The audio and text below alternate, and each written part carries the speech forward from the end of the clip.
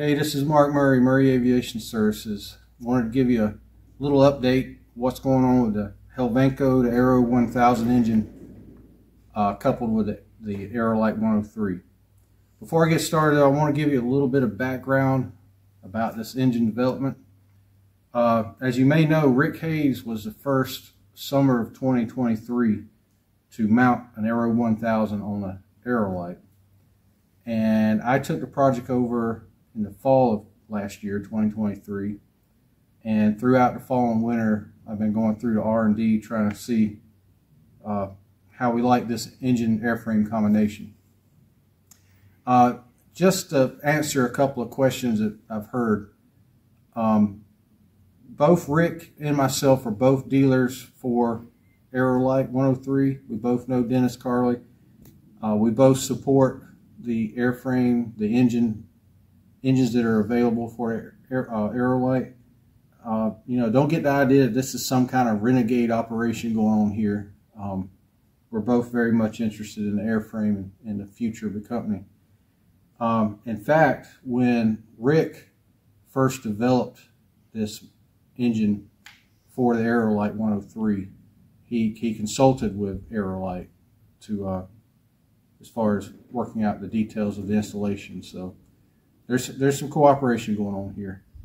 The other question we get a lot is, are we doing this for more performance?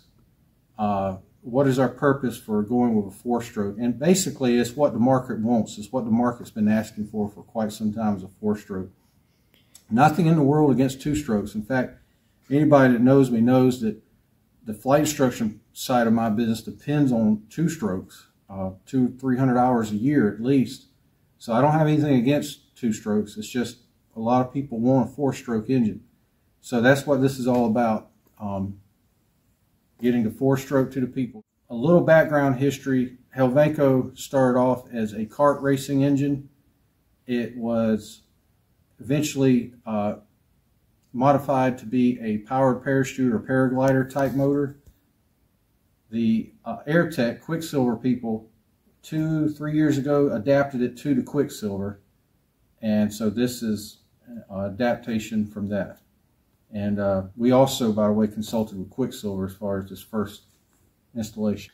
All right, so the Aero 1000 is a 40-horse dual overhead cam 4-stroke liquid cooled motor. It's computer controlled, throttle body injection. It has the features that you would expect a modern engine to have. So here you see the brains of the operation. Here is the actual computer. For what it is, a very simple motor. The harness has, I don't know, maybe a dozen connections, but the manual that I'm working up makes it pretty easy to know what to do with the harness. So also, like most modern engines, the fuel is delivered by a fuel pump. But again, it's a pretty simple system. Fuel selector, filter, have a bypass valve or line, excuse me. Here's your actual pump. A nice feature of an engine such as this is that startup is very simplified compared to your usual 2-stroke. All right, so startup is as simple as turning ignition on. You'll hear the fuel pump come on.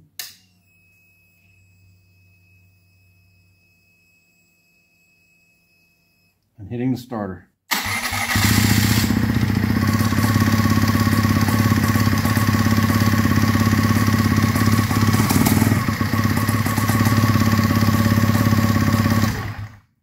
And you may have noticed when it first started up, prop didn't turn. That's because it has an internal clutch, and you have to advance the throttle to get the prop to turn.